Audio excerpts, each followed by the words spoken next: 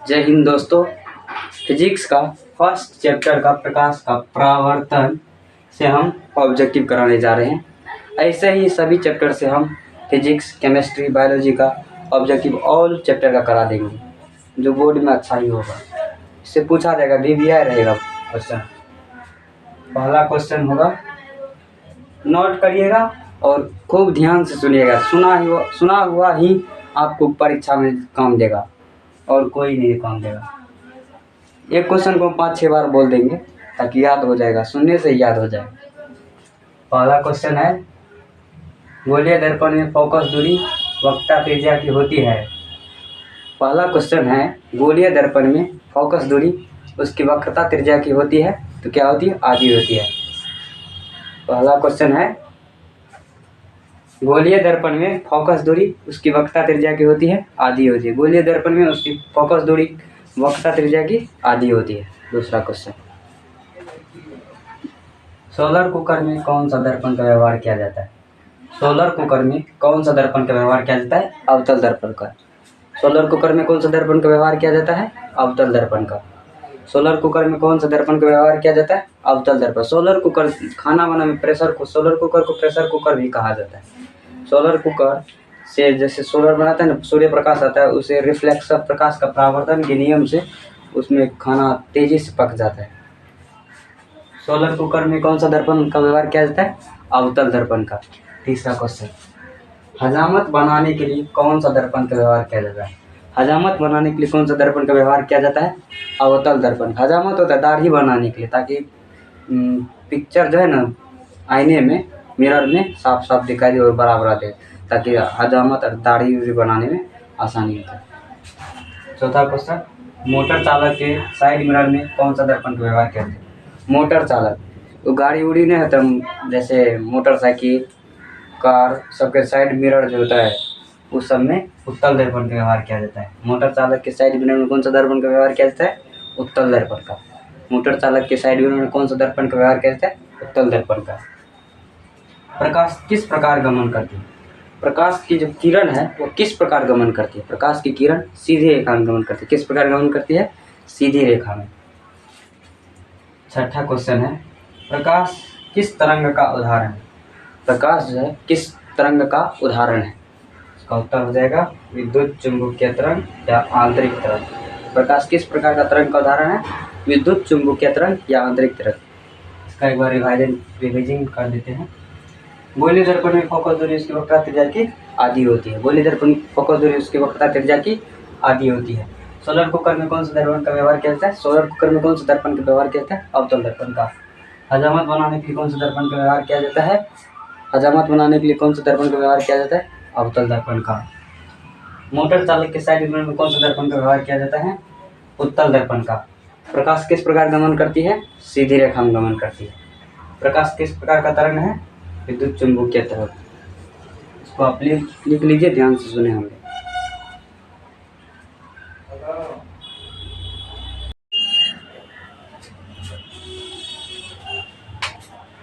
सात नंबर का क्वेश्चन है, निर्वात में प्रकाश की चाल होती है।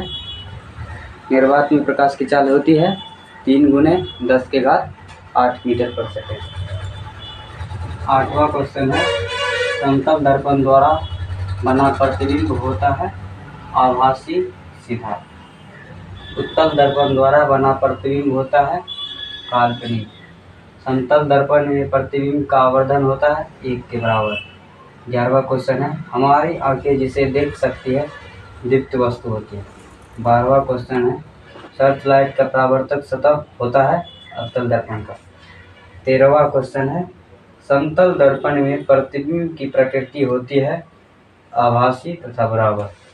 14 नंबर का क्वेश्चन है, प्रकाश के कणों के समूह को कहते हैं फोटोन। प्रकाश की दोहरी प्रकृति क्या होती है? कभी कण की भांति, कभी तरंग की भांति। प्रकाश का तरंगदैर्घ्य होता है 39 एंगस्ट्रॉम से 78 एंगस्ट्रॉम। प्रकाश किस प्रकार का तरंग है? अनुप्रस्थ तरंग। 18वां क्वेश्चन, किरण पुंज कितने प्रकार के होते हैं? 3 प्रकार के होते हैं। प्रकाश का सर्वोत्तम स्रोत क्या है? सूर्य। 19 नंबर का क्वेश्चन। 20वां क्वेश्चन, सूर्य से प्रकाश की ऊर्जा प्राप्ति होती है 4×10⁻26 जूल पर सेकेंड। 21वां क्वेश्चन है, प्रकाशीय पिंड कितने प्रकार के होते हैं? 2 प्रकार के। प्रकाशीय पिंड दीप्त व अदीप्त वस्तु, 2 प्रकार के होते हैं। 7वां क्वेश्चन है, निर्वात में प्रकाश की चाल 3×10⁸ मीटर पर सेकेंड। 8वां क्वेश्चन है, समतल दर्पण द्वारा बना प्रतिबिंब होता आभासी तथा सीधा। 9वां क्वेश्चन है, उत्तल दर्पण द्वारा बना प्रतिबिंब होता आभासी या काल्पनिक। 10वां क्वेश्चन है, समतल दर्पण में बना प्रतिबिंब का आवर्धन होता है 1 के बराबर होता है। 11वां क्वेश्चन, हमारी आंखें जिसे देख सकती है उसे हम दीप्त वस्तु कहते हैं। 12वां क्वेश्चन है, सर्च लाइट का परावर्तक सतह होता है अवतल दर्पण का। 13वां क्वेश्चन है, समतल दर्पण में प्रतिबिंब की प्रकृति होती है आभासी तथा बराबर।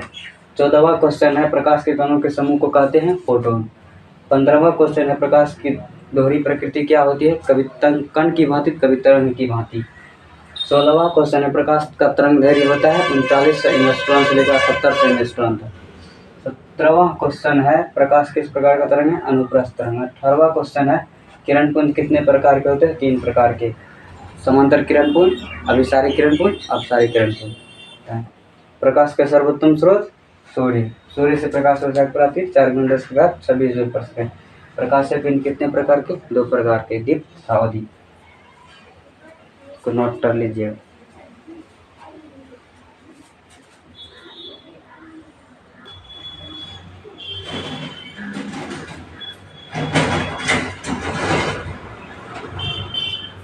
इक्कीस नंबर तक क्वेश्चन हो गया।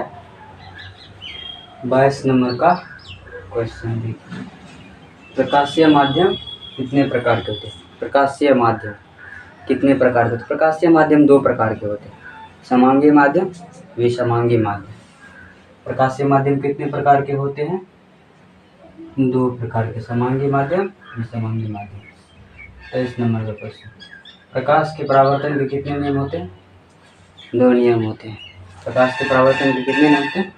2 नियम होते हैं। पहला नियम, आपतन कोण परावर्तन कोण आपस में बराबर होता है। दूसरा नियम, आपतित किरण, परावर्तित किरण तथा आपतन बिंदु पर डाला गया लंब तीनों एक ही बिंदु पर होता है। तो प्रकाश के परावर्तन के कितने नियम हो गए? 2 नियम। 24 नंबर क्वेश्चन हो गया। 25 नंबर का क्वेश्चन, दर्पण मुख्यतः कितने प्रकार के होते हैं? दर्पण मुख्यतः 3 प्रकार के होते हैं। दर्पण मुख्यतः कितने प्रकार के होते हैं? 3 प्रकार के।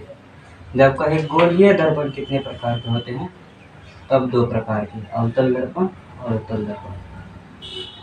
27 नंबर क्वेश्चन है, वाहनों के हेडलाइट में कौन सा दर्पण का प्रयोग किया जाता है? अवतल दर्पण का। 28 नंबर का क्वेश्चन, गोलीय दर्पण की सभी दूरियां मापी जाती है। गोलीय दर्पण की सभी दूरियां मापी जाती है ध्रुव से। 28 क्वेश्चन हो गया। 29 नंबर का, गोलीय दर्पण में ध्रुव से बाएं ओर की सभी दूरियां मापी जाती है, ऋणात्मक होती है। गोलीय दर्पण में ध्रुव से बाएं ओर की सभी दूरियां ऋणात्मक होती है। 30 नंबर का क्वेश्चन, गोलीय दर्पण में ध्रुव से दाएं ओर की सभी दूरियां धनात्मक होती है। तो गोलीय दर्पण इससे होता है ना, ये हुआ आपका ध्रुव, ये इधर की सभी दूरियां धनात्मक, इधर की सभी दूरियां ऋणात्मक।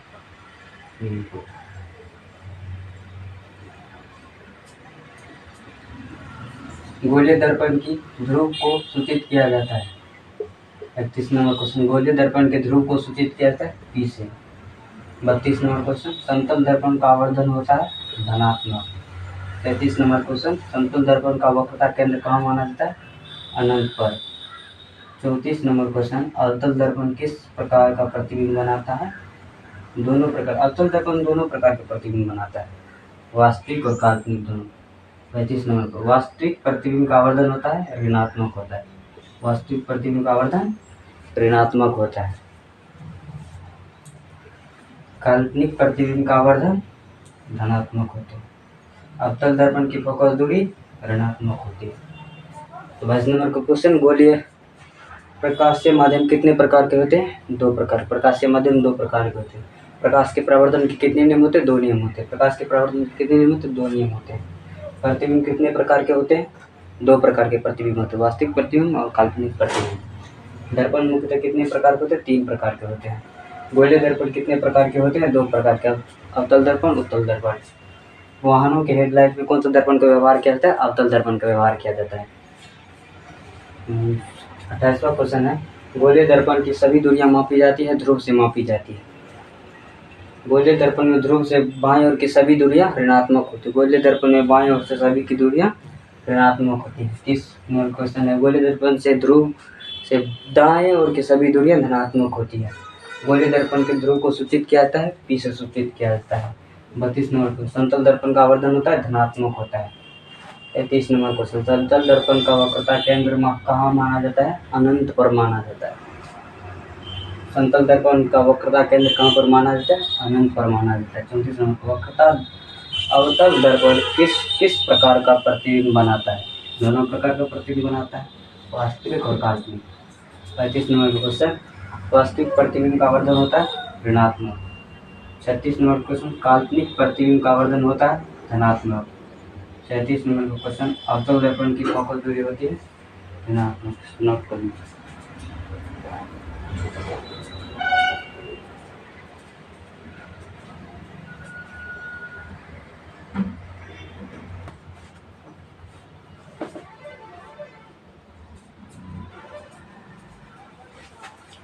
सैंतीस नंबर तक क्वेश्चन हो गया।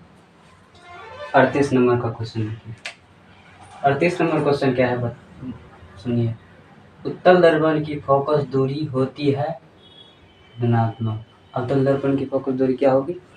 ऋणात्मक होगी। पिछले क्वेश्चन में बता दें।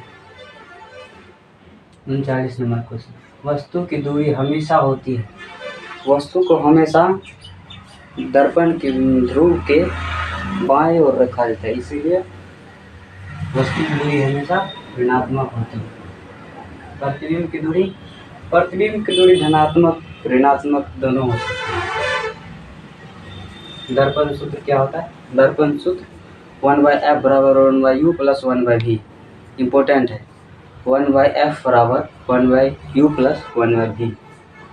दर्पण सूत्र 1/f बराबर 1/v प्लस 1/u। 42 नंबर का क्वेश्चन, उत्तल दर्पण हमेशा प्रतिबिंब बनाता है, छोटा प्रतिबिंब बनाता है। उत्तल दर्पण आभासी प्रतिबिंब, और आभासी प्रतिबिंब हमेशा छोटा प्रतिबिंब बनाता है, इसीलिए उत्तल दर्पण हमेशा छोटा प्रतिबिंब बनाएगा। वास्तविक प्रतिबिंब प्राप्त किया जा सकता है। वास्तविक प्रतिबिंब किसके से प्राप्त किया जा सकता है? वास्तविक प्रतिबिंब अवतल दर्पण भी बनाता है, उत्तल लेंस भी बनाता है।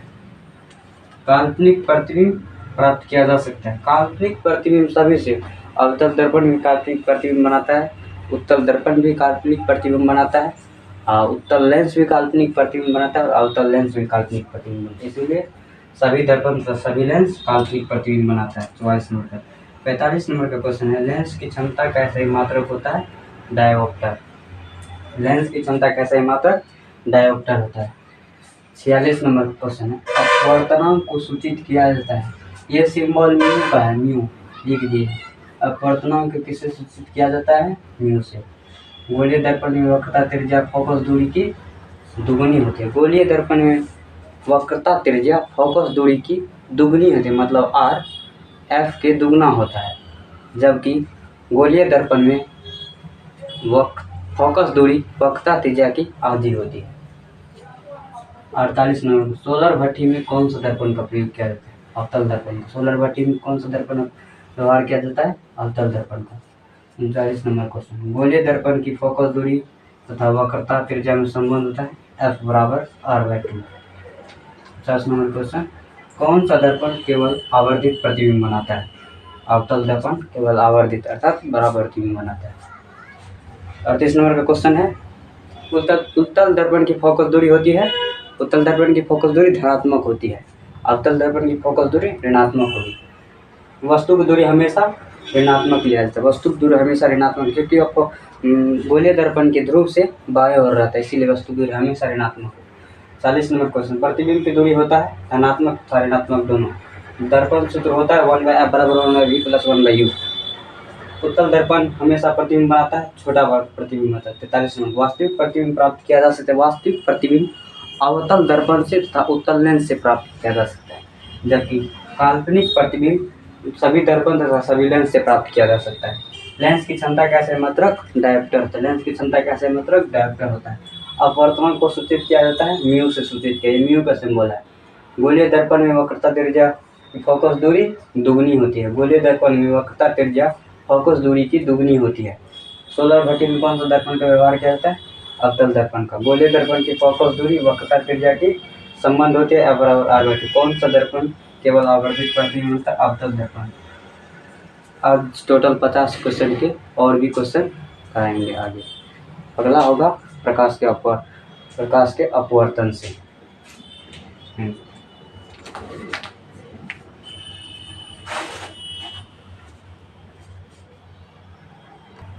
अभी करें